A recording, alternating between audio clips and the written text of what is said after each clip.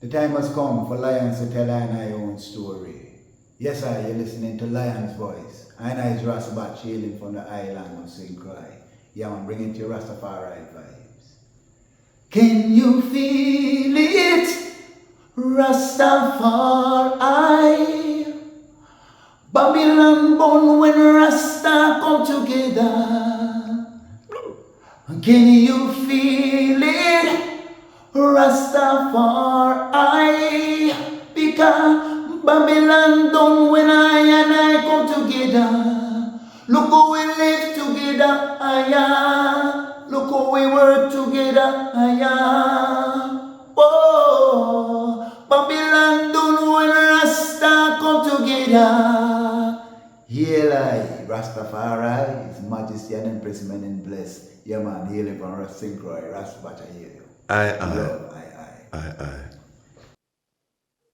Then these types of reasonings, each time we gather, it's going to be as we build. It's going to be that we are navigating appropriately to be able to have the wealth and the resources to maintain our prosperity, Yes. to be able to restore those spaces that are royal and regal and protected and safe and healed, no matter what, so that we are able to be the example as His Imperial Majesty Haile Selassie I and Her Imperial Majesty Empress Menen Asfa.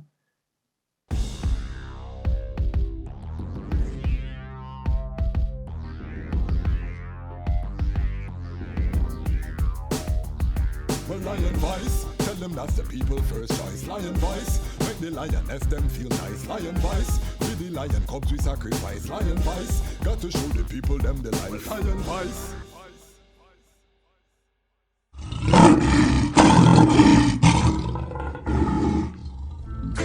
Rastafari. Black woman, I say your heart is so golden. I know you were chosen. This world cold, but your heart never frozen. Anyway then, black woman, I wanna see you smile again. Wanna see you walk beside the Nile again. Wanna see you raise the African child again. I wanna see you living in style again. Then, black woman, I wanna see you rise again. Take time, look in your eyes again. One touch, nature rise again. Black woman, don't be surprised again. Then, black woman, look how she work and slave. Right by my side, down in a this slave trade. History can record the sacrifice she made. Reparation can match all the price she paid. She now go live like no mice that freed. So I and I, the lion of is strong and brave. She says she love the way the King of Kings I praise. Plus me no trim nor shave. Anyways, well then, black woman, I wanna see you smile again. Wanna see you walk beside the Nile again. Wanna see you raise the African child again. I wanna see you living in style again. Then, black woman, I wanna see you rise again. Take time, look in your eyes again. One touch, nature rise again. Black woman, don't be surprised again. Then. Greetings in that divine name of His Imperial Majesty, Emperor Haile Selassie I. Glory and honor in the name of His chosen Queen, Empress Waziri Menen. My name is Kwasi Bonsu, aka Dejazmatch Kwasi, aka Ras Kwasi, aka the Reading Ras, aka the Panafrican Happy Man. I'm a creative industry attorney, I'm an author, I'm an artist, I'm an actionist, and right now I am the host of the Lion Voice vlog. We are here in St. Croix. Welcome. The Lion Voice Network is on the move. I am honored to have a very special guest here in St. Croix. The pedigree is magnificent and the presentation royal. So much we're going to learn in this interview. I come as a student, and I'm humbled to really be here. If you have not done so, make sure that you subscribe to the channel. We are building a platform. This is a Rastafari owned platform. And the theme of this is that the time has come for the lions and the lionesses to tell our own story. And so we have a lioness here who is going to tell her story. And again, it's a great honor. Professor at the University of the Virgin Islands, which I recently learned is a HBCU, which those who know, I'm the product of that Howard University. So much, Dr. Chinzira. Give thanks. I'm long-winded, but But you no, know, that's not we get there. long-winded. That's a good win. That's a good win. That's a good win. That's a good win. Well, first and foremost, in the name of His Imperial Majesty and her Imperial Majesty, I'm grateful. I'm very grateful for the opportunity to even be able to share just a thread of some of the works, some of the word sound powers, some of the raw evolutionary engagements that really bring I and I together. It's been a whirlwind, literally, to just have this type of energy grace our I, St. Croix, Freedom City, Twin City space. It's wonderful. And I realized that it's brought together another layer for persons to really see Rastafari in its liberty, in its highest form, in its highest sense, and to bring that harmony. Yes. You know, that persons say reconnection, and sometimes we don't like to use the term con, so I'll just say realignment. And it's not dead, so it's not a resurrection, but a re-elevation of how I and I really begin to reason, engage, you know, the passion that came from yourself and Empress, Sister Queen, Dr. Bedford. I was amazed at the impact it had on the students. You know, the energy that you brought forth in lecture form. When you start doing your word sound power, you start doing that spoken word, when you spoke to their soul spirit space, that was amazing. And it's an honor to even be on the Lion's Voice with I and I. Yeah, it's made that day, and we haven't even got into the interview properly, people. All right. Who is the I? Where were you born? Give us the evolution and your journey to Rastafari. I have to always start that I'm born in the womb of my beloved mother, Nile, Berenice Tomas Davis, who is 100. She will be 101 in a few days, and still amongst us, still clear. I spent most of my childhood in what people know as Santo Domingo, but specifically in República Dominicana in San Pedro de Macorís. Okay, language start, come on. All right.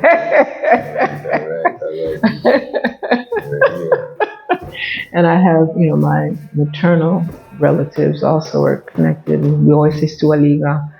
And when we think of Saint Martin, it's not Dutch or French. We're speaking of one Saint Martin. Okay. And so it's very important for me to show that respect for my family in that regard. And within the Caribbean, most of my childhood was spent. And I did have the opportunity, and just because of the economy and the challenges that many people of African ancestry experience in this region, we know as the Caribbean and the Americas. My parents migrated, I wouldn't call it forced, but the economy shifted that, the political climate, particularly in República Dominicana with, you know, Trujillo, the energy happening in other parts of the Caribbean, many Africans, it wasn't safe. And so the opportunities appeared to be north.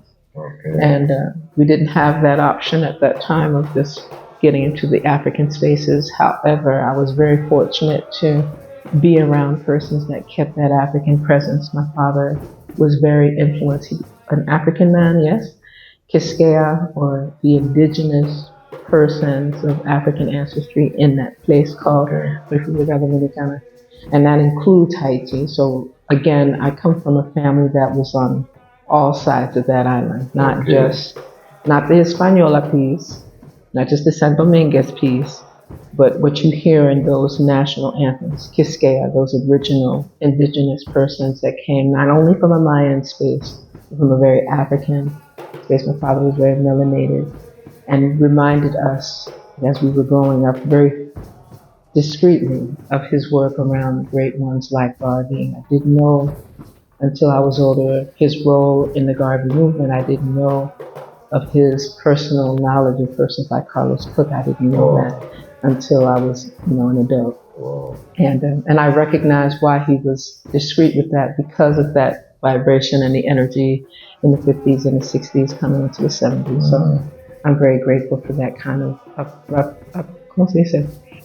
that uprooting, to keep me centered, to keep me grounded in that global African, Pan-African, ancestral African space, and to show respect for our ancestors, to show respect for the regality, right? And my father introduced me to literature about His Imperial Majesty, even though my father was not Rastafari. But maybe he was, and I missed that. But he guided us to really not understand, that's the academic side, to really understand the importance of ancestral legacy, to look at the East and to study about the East. And not that dealing with West Africa was a limitation, but just that our legacy was not from enslavement come forward. Our legacy was not from colonization come forward. Our legacy wasn't from all these eras of terror coming forward, but to look at when we were royal, when we were kings and queens, when we mastered mathematics and science, and when we mastered architecture, and we mastered engineering. And, he was a chemist. As an African man, this country people refer to as the U.S. didn't facilitate his ability to do his skill. So he did many other things. Even though in the background, he was helped certain corporations, certain pharmaceutical centers with formulations. I didn't catch all of that because I was quite young. So I'm grateful that I just kept following the guidance. Once you're obedient to spirit, once you're obedient to the energy that's brought forth by the Most High, then you can keep that kind of track going. So the journey to Rastafari, when did you say, okay, I'm going to identify, because there are many Pan-African there are many pathways on the Pan-African journey. Why Rastafari? Why not Kemet? Why not Hebrew Israelite? Well, because we did all of that. Because everybody did all of it. You come to, as a youth, you're going to be around persons that are into Rastafari. And Rastafari looked a little different. It wasn't as grounding. It seemed very patriarchal to a point that was somewhat kind of resistant, especially for young daughters like myself at that time that were, we were around very strong women.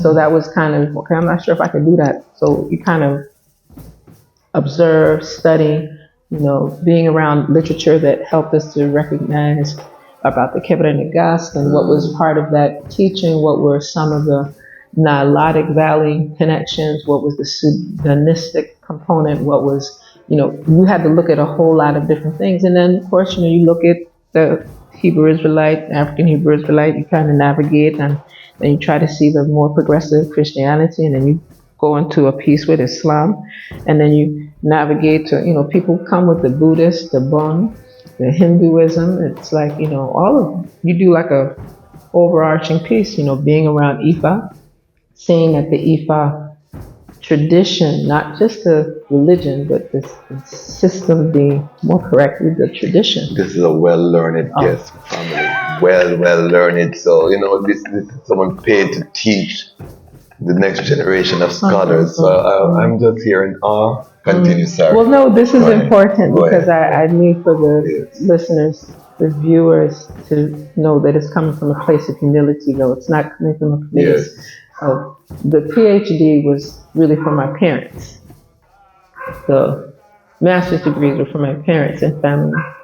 And it's important, because it allows us to have certain tickets to do certain things. However, it's what I learned outside of the Eurocentric institutions. It's what I chose to travel and engage in, whether it's through initiation or through another layer of edification, not just education and training, but like edification and practice. I've lived in countries where they made me learn plumbing. They made me learn electrical things I could do with my hands. They had me involved in agriculture. They had me involved in understanding astronomy. That's why sometimes for me, I'm going to always go into a space, especially outside, to navigate what's going on above us, what's happening planetarily, not astrology so much, but like what's happening with the planetary bodies that influence air, fire, earth, water, and spirit around our spirit, ourselves, our body. Everything is connected. Everything, yeah. So I took you off the track of why Rastafari, you know? Because that we actually didn't take him off the track. We're bringing. This is the same track. Remember, it's like a long track. It's a long track. It's a long track. Because part of that is because there's a grounding when we speak of, because I do dwell in a space as a Smaitawi priestess, and there's a element that comes with that, and because of that, break down the Smaitawi. Smaitawi is a big thing. I didn't know it was a big thing. I thought it was small.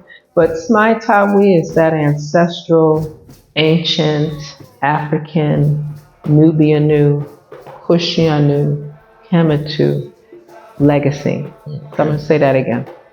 Ancestral, ancient, African. When I say African, I'm speaking of the soul and the flesh of those that come with light, right? Not just they're African in terms of defining us through a geographical space that's only the 12 million square miles of the continent. But I'm speaking of the Africa that encompasses wherever we dwell, wherever we go.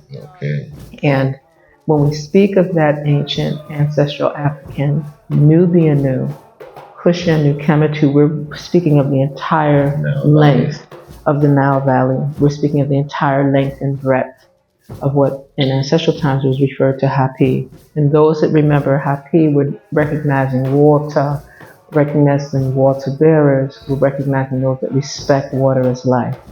And that would go from the beginning of what persons, like one of my teachers, my godparent, and Dr. Yosef Ben Yakanan guided us to really learn. You knew Dr. Yosef? That was my Baba.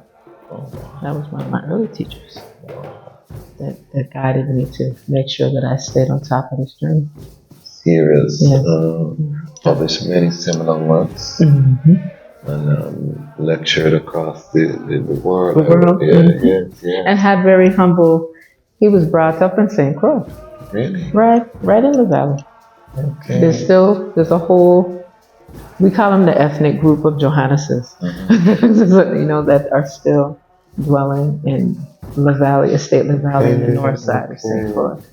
And so very humble beginnings, and these types of relationships that even persons like him had with persons like Arturo Schomburg, these persons that were influenced by persons like Hubert Harrison, Edward Wilmer Blyden. I mean, it's from very common spaces in St. Croix, Puerto Rico, St. Thomas, the Rothschild Francis. These were the persons that influenced some of the teachers for many of us, and Dr. Ben lived long enough to be able to come. We hosted him for several lectures here, and for him to be able to share his knowledge, his skills, talents, and expertise brought forth by many of us. Many of us were either, many brothers went through their initiation within that 360-degree system. And it wasn't persons may use the term lodge. Our ancestral, ancient African, Nubian, Christian, Kemetu heritage legacy, it's an actual science. It's a system. It's institution, it's initiation, it's tradition. And it's grounded in many of the same principles, those principles that are grounded in Rastafari, in terms of how we deal with our identity, our liberty, and not Rastafarianism. I want to make sure I highlight that in terms of the ism component of people trying to compartmentalize the essential ancestry. You cannot, of Rastafari. And this is not like a deviation from the teachings of His Imperial Majesty Haile Selassie I, or those very feminine, very guarded, very sacred and subtle traditions of Her Imperial Majesty. I'm glad you highlighted that. We're going to get into that. Why is Haile Selassie worthy to be praised from someone of great academic esteem, gone through different schools of thought? What about the emperor, that draws you to to give him that exalted position. My ancestral guides have guided me in that vibration. When I'm in prayer, when I'm in reflection, even when I think I'm going to resist, which, in the left and, the academic setting, you're going to be like, you want to use rhetoric, grammar, intellectual analysis, and think everything is tangible, man. Spirit is only to a certain section. No, it doesn't go so. It doesn't go so. So there's so many examples in terms of how His Imperial Majesty influenced every building block of civilization and society and community and family and personal self-development and discipline. And for the way in which I was taught, he exemplified the principles of Ma'at. Talk about that. Draw some okay, so Ma'at. We have an academic people now. no. Everybody kind of, I don't know. Academic sort of. Because sometimes they say that I what is it? I've gone maverick. Yeah. Because sometimes I pull away. To the mystic. Yeah. Because you're trying with the mystic, but I think that's what makes it so valuable. Okay, thanks. You know what I mean? Because you're on a high level, but you're also grounded. Yeah, thanks. So the balance, I think, represents His Majesty. Yeah, thanks. And that's part of, when you ask that question, it makes me, two things. I'm grateful for the question because it allows me to elaborate on what my individual experience has been. And that's each time that I would think that Rastafari may be limiting in what I navigate on the earth plane, I can reflect on different examples. Because I've been involved in education, I admire and respect, it's a reverent respect for His Imperial Majesty for seeing education is so important. Yes. And to ensure that everyone's educated, the young, the not so young, the elders, and that there's a continuum and a succession planning on how persons are prepared to educate and prepared to really educe knowledge and wisdom on every plane, whether it's in the art, all of the arts and sciences that govern the universe. It's the greatest display of institution building the world has ever seen up to now. Because if you think about all the levels of a nation that His Majesty had to institute, and very famously down to the minute details of everything, he would be checking in and making sure. The students testify he would come to the cafeteria and taste the lunch, do pop-ups around the nation. You never know when John Hoy would come and make sure that the food that the youths are being given was up to that quality. So, to support their education and keep them nourished, properly nourished. Exactly. And that's, it's the education piece, it's the diplomacy. And not just diplomacy, but His Imperial Majesty's strength, discipline, and ability to engage, exchange with virtually anyone, even an enemy. Yes. And to have that mastery in that regard and to be prepared and to accept that preparation. Like, there's a lot of respect that is due in that regard. And again, the other part, in addition to the education, the diplomacy, the international affairs, the humanistic interactions, he was a humanitarian before we really utilized that term. It was the balance with Her Imperial Majesty while he was doing certain elements on institution building within education and other building blocks of civilization. It was in a balance with the work that she was doing. So she wasn't just a wife that did first lady activities and did the wave hand. She actually was involved in institution building in regard to really strengthening up what was taking place with youth, what was taking place in places of healthcare, what was taking place in terms of even relationships across different religious entities. Some persons don't understand her gifting to the Crown of England. Some people didn't understand the gifting or the exchanges, even with the Vatican.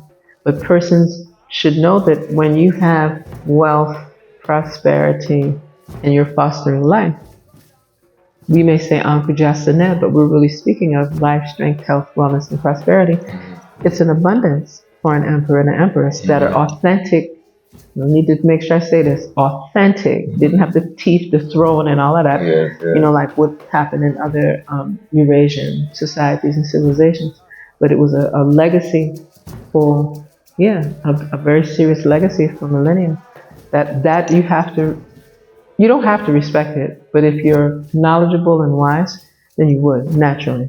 Right? So that's part of what influences the academic speech that you keep speaking of in that regard.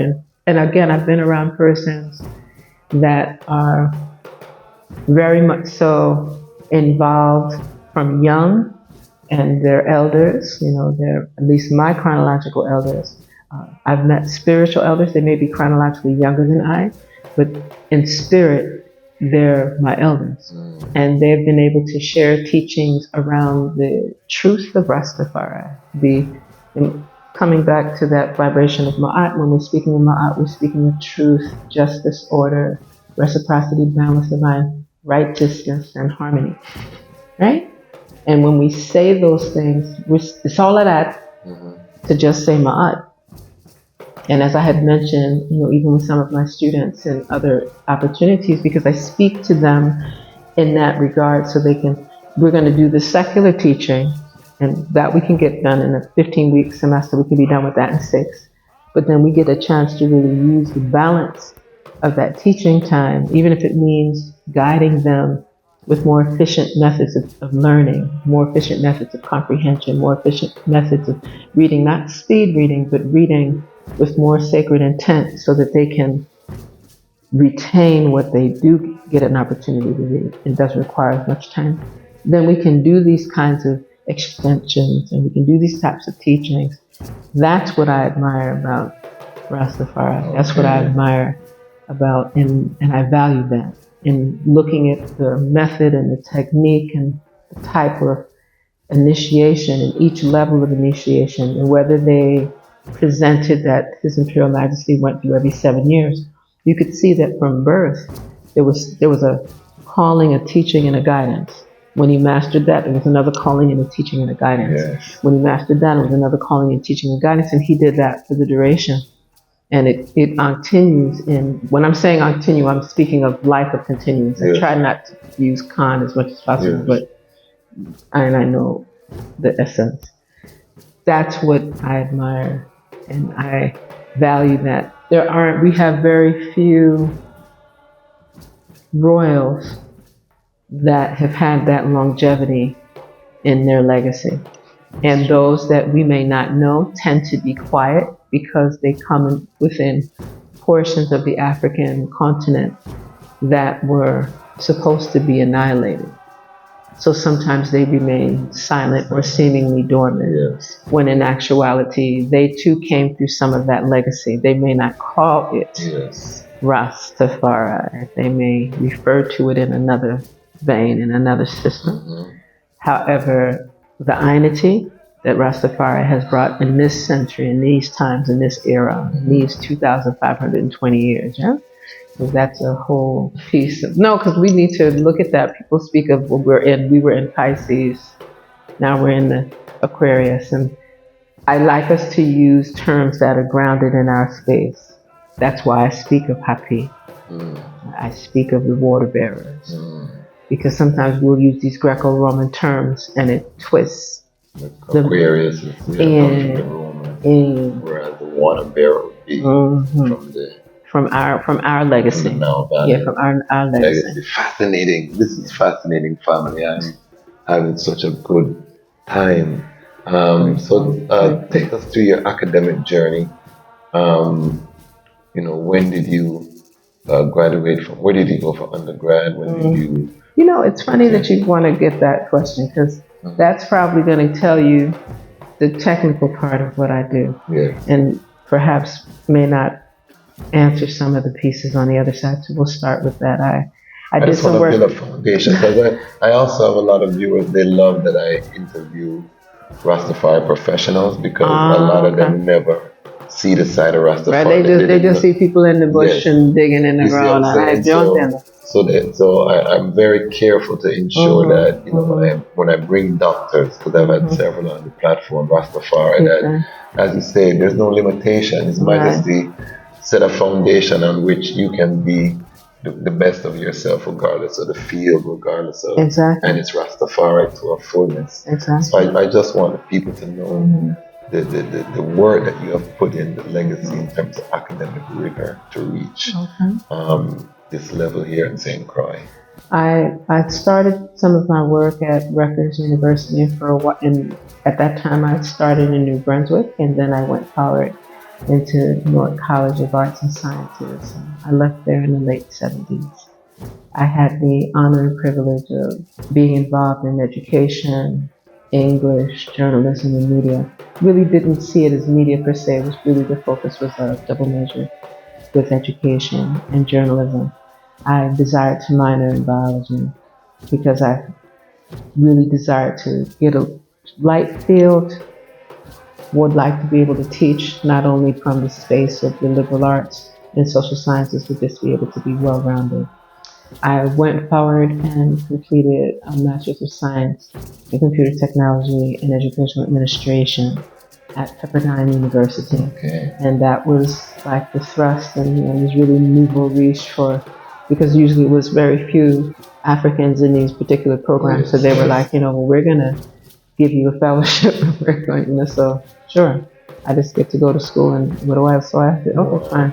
So it worked out pretty well. I served as a graduate fellow at the University of California in San Diego inside of a sociology program where the Africana Studies department at the time was in its formation, and I was involved in their developmental stages of their Institute of Cognitive Technology and Cognitive Science.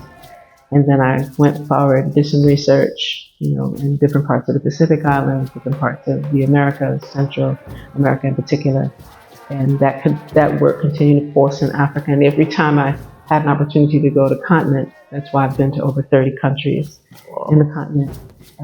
I would do research, I would deliver children, I would build schools, I would do whatever allowed me to diversify the level of work that I was doing in the academic space, and continued that research.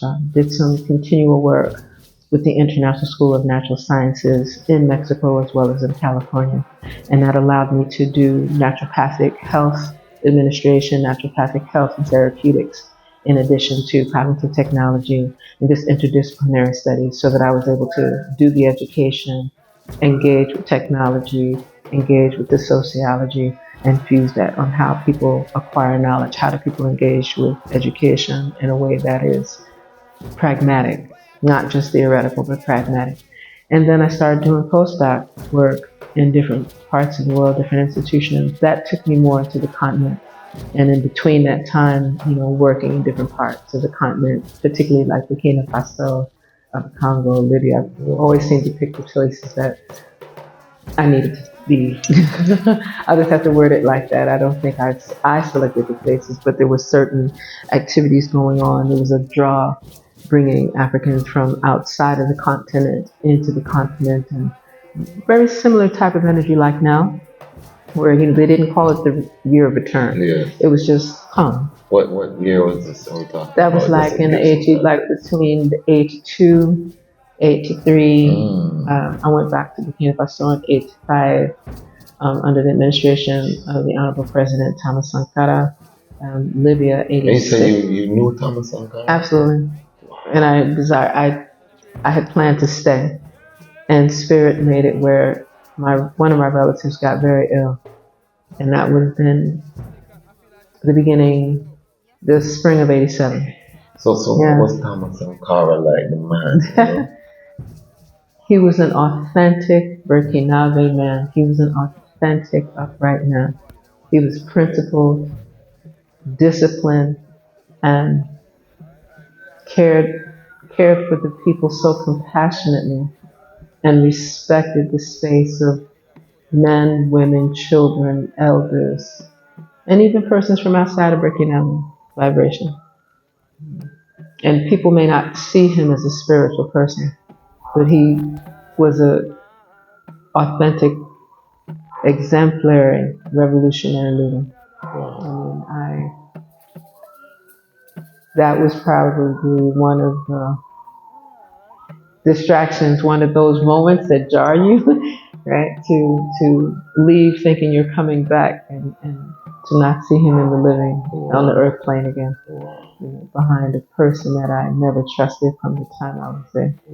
Yeah, his general. I almost got reprimanded for that. You can't say them things. You can't say them things. I said, well, I'm just telling you my spirit, but and it was ancestral though. That's why I keep saying.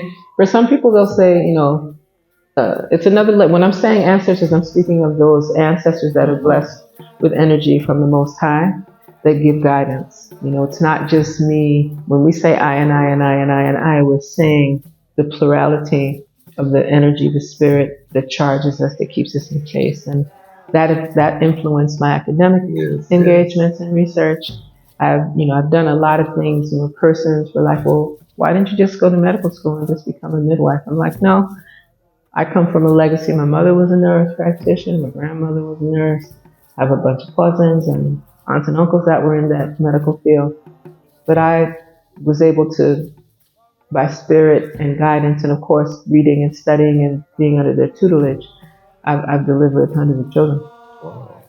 And that was one of the things that kept me in my space of grounding when I was in the continent, because it was women that really needed that guidance and help. And it wasn't invasive. It wasn't like I was coming from the UN and I'm going to give you, a needle of something. No, we're going to do this as natural as the Creator permits. And that was how that flowed. And even here in the Virgin Islands, even with the resistance, at one point, why are women doing this at home? Because it's a natural process, and our bodies shouldn't be disturbed when we're in that birthing process.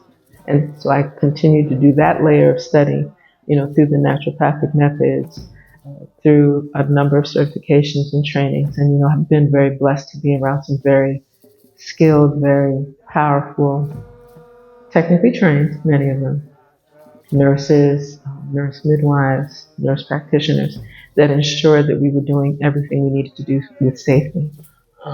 Mighty works. So continue on the academic journey. All right. Where, because there's a doctor in front of the I name, so we want to know, how did that get there? What was the dissertation? Okay. A lot of my dissertation work has always been around Caribbean and global African studies, and the manner in which we're able to deal with cognitive therapeutics to facilitate youth development. Right? And that was the core of that particular work. So we were able to look at how persons dealt with technology, spirituality, and the arts and sciences that govern the universe. So it was actually like a piece that went like chess: culture, healing, arts, technology, and spirituality. It was actually a paradigm. At that time, it expanded to a framework because we started to see that not everyone was comfortable with spirituality, because it seemed like it would almost be like an interference in their learning modality, because they were Christian, Jewish, or they were Judaist, or they were Muslim, or whatever realm they chose to keep themselves in that space. So then we just focused on the manner in which we use cultural heritage to facilitate training through the arts and technology. So I taught for at that time, about 6 years, and I did it from the elementary level and was certified in that. And then I went to the secondary level and sustained various state certifications on the East Coast and the West Coast of the US. And then I started doing international trainings to be able to facilitate, educational programming in that regard and writing curriculum. So that's where I started to sit, where I was able to write curriculum, create assessment tools, create evaluation tools, and build on how we establish institutions. That was ultimately my piece, because I was seeing that our children, and when I say our children, all children are inclusive. I just had to focus at that particular time on children of African ancestry that were not provided with equitable forms of education and inclusivity. right? And so I spent about a little shy of about 12 years just doing that level of research and that level. And the research was grounded in wherever I was teaching and where I would have the permissions from those families to really expand on different techniques. So Okay. we didn't just navigate through a lens of appreciative inquiry in the Western sense or American public education systems in the Western context, or only Montessori, or only what people have come to refer to as the Sylvan method. We started looking at those ancestral Ubuntu types of systems of learning, those things Okay. that took youth into the balance and the completion of the nine, what they like to call the Enneagram. But we know it in a very ancestral space in regard to how youth learn, the connection with their elders. They learn the ethics from their elders, Yes. and they get it through their grade sets. And they do these things in a spherical, some people say circle, and that's fine, but we like to think of it as a multidimensional sphere so that they can actually learn above, below, on all sides, and within to keep that balance of culture, healing, arts, technology, and spirituality. Very powerful testimony. No, I love it. I love it. And I'm honored. It's been a long day for the good doctor, and she's been so gracious to accommodate I and coming here. This is history for the same cry that we are experiencing, that we are living. We were at the beach side. It was such a wonderful moment. How did you feel about all of the events that have just? Did you get the chance to come to the Nyabingi? I only came on the outskirts because you all were Okay. really deep in the ISIS. Okay. Yeah, and that was beautiful. So you came. Yeah, I was on the outskirts. I was just Okay. very quiet. Yeah, yeah. Okay. Because sometimes I will do that, right? Because I tend to be in the front a lot, Yes, yes. right? And just as you know, in the day hours, you were always in the forefront, and sometimes I just need to hold sacred space. So how did you feel joy that I? Everything was full, and to see that much love and harmony and unity and balance and, like I said, truth, justice, order, reciprocity, divine righteousness, harmony, pride. See, it was beautiful. It was beautiful. And St. Croix, let me rephrase that. The world needs this energy. Yes. Seeing it in this small 84 square mile space of St. Croix, I was royal beyond measure. And I felt the presence of His Imperial Majesty Haile Selassie I, her Imperial Majesty Empress Menen, in that vibration. The regality, the manner in which brothers and sisters engage with each other, the embraces, and it wasn't an embrace like force, it was an embrace of harmony. And we don't usually have that all the time. Yes. We miss out on that quite frequently. And with the chaos in the world space, creating distraction upon distraction upon distraction, I bringing this full strength and this full joy at this particular time around the 93rd anniversary of the royal coronation is powerful, remains powerful. And I can feel the elevation. And again, when I say I can feel the elevation, I'm saying that it's making us be upright. It's making us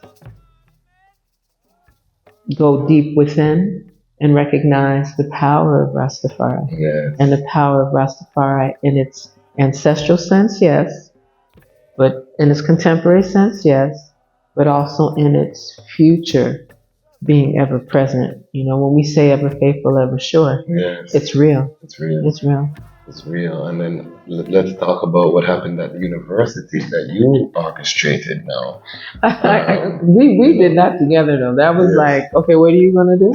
Okay, what are you gonna do? And what did you say you're gonna do again? That was epic, because sometimes when we're doing things at a university, we recall and reflect on, it has to be planned several months in advance, and you need to make sure that all of the whistles and I's are dotted and T's are crossed. And this was just very organic, where it worked out that we were able to use the Little Theatre, and the Evans Center at the University of the Virgin Islands here on the Albert A. Sheen campus in St. Croix. Mm-hmm. And it worked out that the students that were in one of my communication courses, they have been studying how to organize conferences, symposia, workshops, and how to prepare, even though some of them are seemingly shy, but how to prepare, how to do introductions, how to know about the presenters, how to organize a program. And what it was, so it was an exercise and an engagement that was an extension of the course, but at the same time, it allowed them to engage in Q&A and to be exposed to a knowledge base of each of you as a scholar, bringing so much information. So it wasn't like it was just my class. It wasn't like what I orchestrated. This was something that we as a family, as part of our village nation, were able to bring, and it opened up their eyes, because lots of persons will come and, they'll have locks, they'll say Selassie I the first, they have the rhythm on lock, Rastafari, ever living, ever faithful, ever sure, Selassie I go first. And it's saying this, but they didn't know the fullness of what they're chanting and the power of those words. Mm-hmm. And each of you, Empress, Dr. Versa, she moves silent and quiet and meek, but she be coming like with a long stick and some. She brought some knowledge about that whole matriarchal shifting, which I thought was powerful. What you offered in regard to your literature, your publication, that I'm on chapter 20 and change with. I should be done before the end of the week. That's my goal, is to be able to offer that next layer of review, because I gave a verbal review today, but Friday was wonderful because I wasn't really sure how my students would have responded. Okay. And I did not wish for anyone to approach it as we were trying to convert or anything like that, but that this was knowledge, wisdom from a universal space. You're at a university that is the only historically Black college and university in the entire Caribbean. And granted, we have a relationship, with the U.S. Geographically, we're at the center of this space called the Caribbean Americas. So it allows these students to be exposed to some things that they gravitated. You saw that. Most of them didn't want to leave the room. Even though they had other classes, but they had other commitments. They had their rides come for them. I'm watching them on the phone, come back to me later. It was beautiful to see that they were hungry for this type of knowledge and this type of exchange. And you all brought so much to the table. Brother, Ras Sekou, who has groundings here. His family have been here, and that whole Trinidad has connection, whatever. It was powerful to see the elder, as a publisher, as a writer, as a copy editor, to be able to show, and students were listening. You publish? You can help us with getting published. You were speaking in terms of jurisprudence and law. They weren't prepared for that. They just wanted to just think it was going to be like a Rastafari and a light. And then you all come with like science and knowledge and technology and credential, like after credential and more credential and incorporation and, branding, marketing technique and publication. Got to bring out the whole suitcase with book. And, they were like, what? I said, yes, this is how you need to know that Rastafari operates from a place of high standards of excellence. To even do these utterances in honor and reverence of His Imperial Majesty, you have to come proper.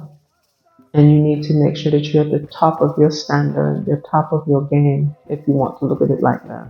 And you need to be prepared. And you need to be open to be prepared. And be humble enough to be prepared. Because you have these degrees does not mean that you're better than anyone. It means you're even more responsible. Responsible to share. To share and to and again, give thanks for Doctor for opening her space. Many of her students subscribe to the platform during, so they'll be watching this interview. Keenly big up yourself to the class. You never unsubscribe. I gave them the opportunity to, at the beginning of the presentation, I said subscribe. I said if I shell down the presentation, stay subscribed, if not unsubscribe. And most of them are still subscribed. So big up yourself. And I hope that it provides, because we don't want Rastafari to seem like it's an isolation when His Majesty brought Ethiopia out to the world. Right. You know what I mean? We want to keep our standard and our integrity, but still be warm and open. Right. With respect. Yes, the door is open. Yeah, with that reciprocity, because that's the other part about Ma'at. It's a yes, what you give, but reciprocity is essential to balance. And there's such a richness in this culture, these traditions, these teachings, that's what I recognize students took. They were asking me up to today. Like, yes, we did that on Friday. We thought we were going to be done. What did we originally said from 11 to 2, and it ended up being like 4:30. And I had students that were supposed to leave and go home from 1 o'clock that stayed in the room. Okay. They stayed in the room, and then they had their friends came that was not even in my class. Oh, wow. Yeah, there were students that came. I didn't know how to right. So we were watching, because we were in the mode of operation and delivery. And as I kept looking around, I was like, well, which class? That's why you saw me sometimes kind of step and just, can you give me your email so that I can keep them, informed, so they could know where they could see the link for some of the things that we videotaped and audio taped, etc. And there were students that were like, well, how come this wasn't in my class? And I said, we will work on the frequency to be able to have this, instituted in the future. And there are, each and every one of you, we're very grateful that this was afforded to our, students here at the University of the Virgin Islands. And we're looking forward to being able to expand it so that it can connect to all of their studies, whether it's in the liberal arts, social sciences, the School of Nursing, the School of Agriculture, the School of Business, the College of Science and Mathematics, and the developing law programs, as we've discussed already.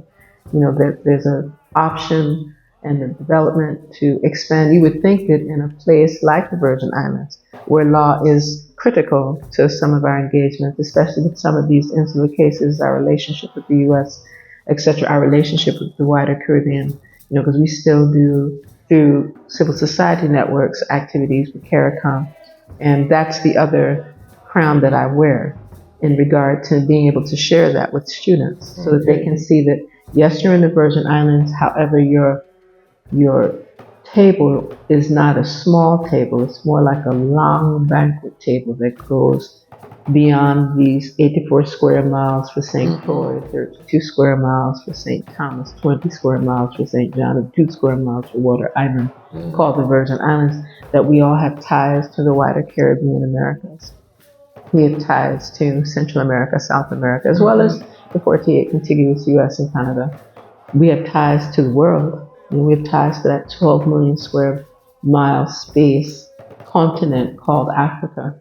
We have ties to Eurasia, because we have populated everywhere, and places in the Pacific and farther. And that's what, when I shared those quotations that were in your slide, that's what stunned them. I said, they were like, His Imperial Majesty said this in 1961.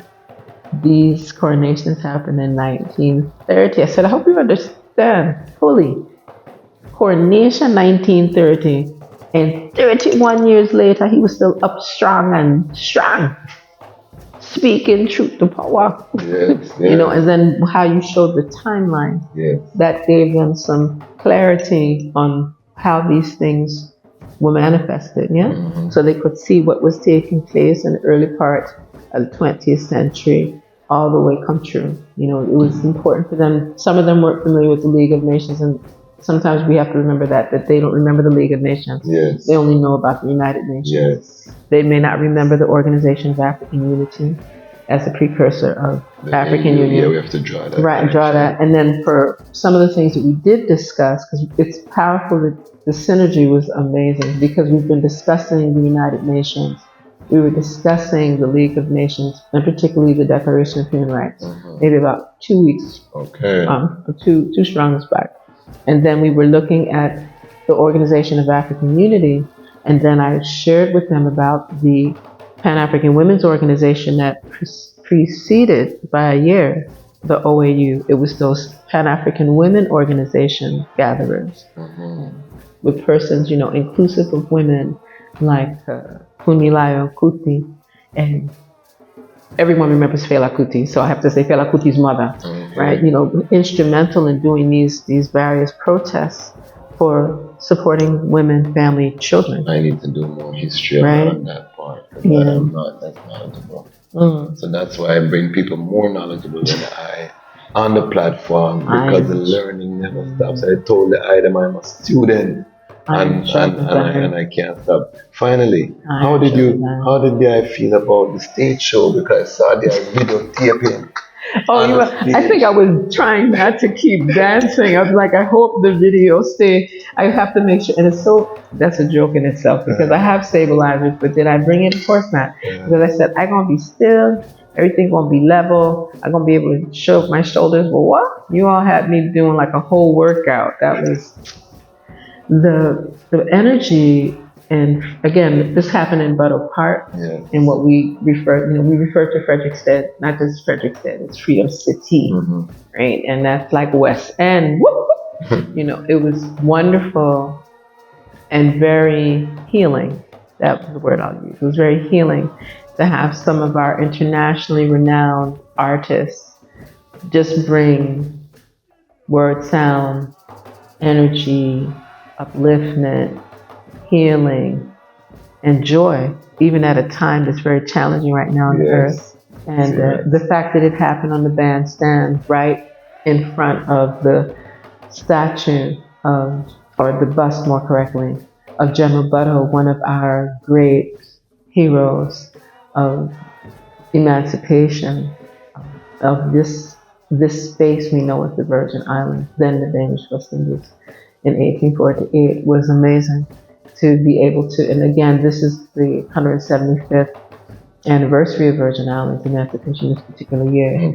And so to just see that continuum of work, and to have all the artists, and I might leave out some names, but Mother Nile is like one of my other daughters. I remember teaching around her space when she was in high school, so I gonna say she my sister, but I was a teacher back then, with and to see the layer of her giving always, and she's been like that from school. Her live. Oh really? Power. Give the power. I'm gonna put a little clip of it right in here. Give thanks. Yes, and that's because it's just fire. We always say fire Mother Nile, and she's like fire. It was wonderful to hear Empress Ima, alongside her king man Ras Tafari, because they just always bring the what we say, the hesi, the chanting that's within the lyrics, within the message. So you're going to be soothed and healed and empowered and strengthened, and soothed and healed and empowered and strengthened each time that they give utterance. It was wonderful to really, Ras attitude always comes with it. He comes matching from crown to toe. That's Ras attitude. He doesn't go any other way. No, it's like a Ras attitude. It's like, so any other way. So most coordinated Ras in history. We soon interview him outside. He's outside. It's powerful. That was powerful, and I know there were many other artists and poets and spoken word artists. I know that I saw some of the clips and videos from one of our youth, yes, but he's an educator. He completed his studies as well at the University of the Virgin Islands. He's an educator in the public schools. That's Brother Jerron Richards. So he was he brought some of his students who were delivering poetry, and then he did some poetry. And he's a published author, and has been really instrumental in bringing up that liberty and strengthening that whole vibration of the Ndongo, that what people refer to as that Congolese, Angolan vibration of the other layer of Africans that populated this space and became maroons and led rebellions and revolutions in this space that we now call the Virgin Islands. He's published on that. And, through the legacy, and I would be remiss because in speaking of him, I have to speak of his father. Although his father, retired educational administrator, and that's the kind of guidance, that Tony Richards brought forth through his son. So it was powerful to see that. I know that you had some of our sistren who bring up that DJ vibration. I call it the RJ, the Rastafari jockey vibration on the sounds, earlier in earlier in the sessions, and they bring some light. They bring a lot of light, a lot of energy, and there were, there's so many artists that came forward. I think Dana was also sharing Word Sound Power, right? And so it was beautiful when I started to see everyone that was on. I don't know how everybody puts all them names on one flyer, but it was impressive that there were such a willingness to give and celebrate and to give tribute to, Akabeka, birth name Von Benjamin, on the, because it's interesting that this was the 4th anniversary of his ascension, and just the energetics that came with that. And, it seemed like each artist, even the collaboration at the end, I was like, did you all practice this? It was like, no, we just get the rhythm, there was, just to have the various artists bring that to the table, the brethren that is, was able to keep the music, Tippy's been doing this since forever, and he shares that legalese side with you as well, because that's his background, and it's amazing that beyond the academic space, that we bring that academic space into a pragmatic, practical, living realm, so that way we're using certain elements that we get from this Eurocentric space, but we're bringing it into a liberty that allows for Rastafari to be authentically elevated and authentically respectful and disciplined and ordered. So it restores that kind of justice that we need right now. That is so powerful. You saw the Dejazmatch Kwasi perform for the first time. Listen, I was saving that. Because I said, wait a second. I thought he won't be on the side. I watched No, I did that intentionally because I said, wait. I said, I watched you on the side for a minute. I'm watching you tape. I said, okay. I said, I went on a little video thing. I went on your little YouTube feed. I said, wait, but he got 10%. And then when you start to bring up, see, some people would refer to that as that you were spitting. Yeah. And I said, what? He got rid of it. Wait. And then he kind of stopped and then kept going. I know. I was surprised you didn't take the mic and go all the way out there to see. But you were, and again, you showed us so many different vibrations, because you can lecture, you can share the business plan model, how to engage in branding and marketing. This is the publication. And this is the legal parameters of so-and-so. And then you start doing this poetic verse, and then you just start lyrics.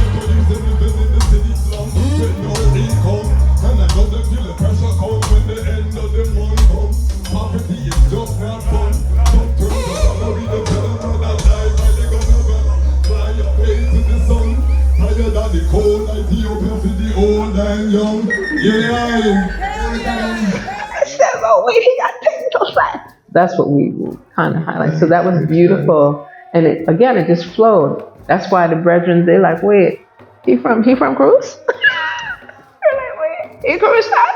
I said, okay. It's my new home family, Definitely. I have many homes, Jamaica, Toronto, Ghana, Washington, D.C. St. Croix is my new home family. I've decided. So, like I said, I know it's been a long day. Any final words to the Lion Pride, my audience? I call them the Lion Pride. We're almost 2,000 strong at the time of taping, and we're growing daily. So, any words, Sound, that you would share with the Lion Pride?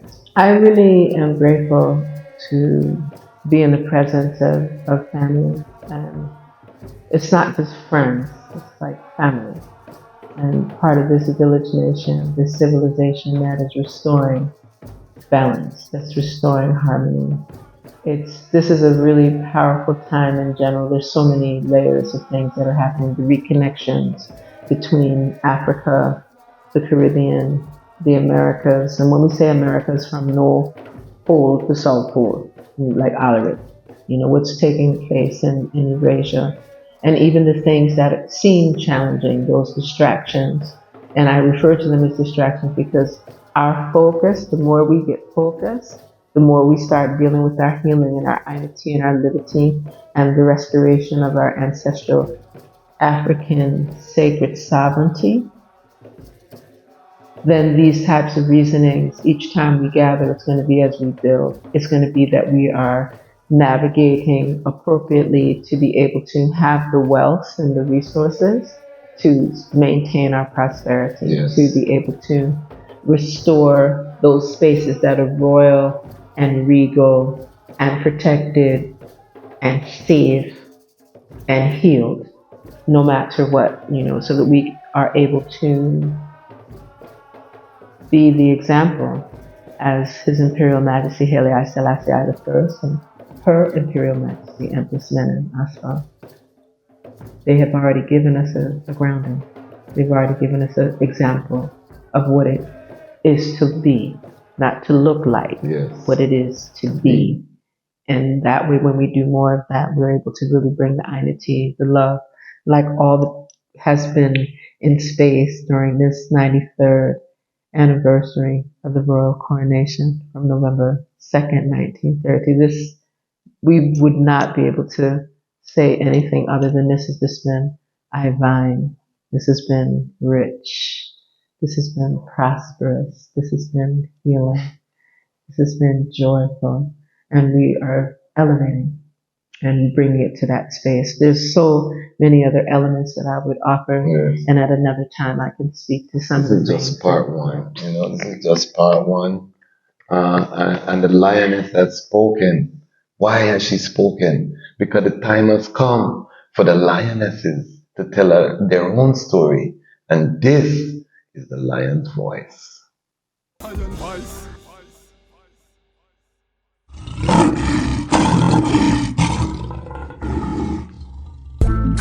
Rastafari. Black woman, I say your heart is so golden. I know you were chosen. This world cold, but your heart never frozen.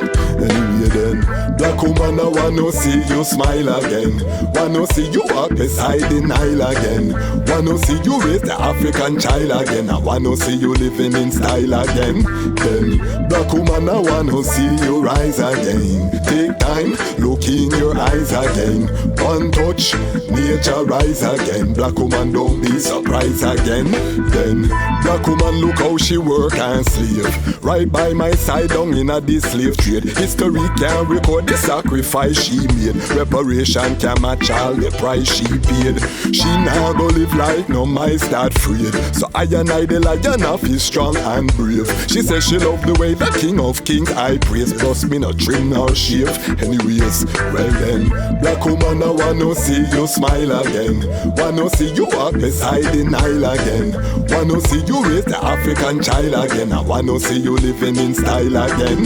Then, black woman, I wanna see you rise again. Take time, look in your eyes again. One touch, nature rise again. Black woman, don't be surprised again. Then, black woman, I know he hurt you bad. You go with your mother, never know you're dead. Your boyfriend will beat you anytime he mad. Plus you not get no joy from the job she have. But she not go say coffee, no life that sad. Work too hard, feel no happy and glad. She search for your man, we got a righteous drag. She find a man with a red, gold and green flag who never brag.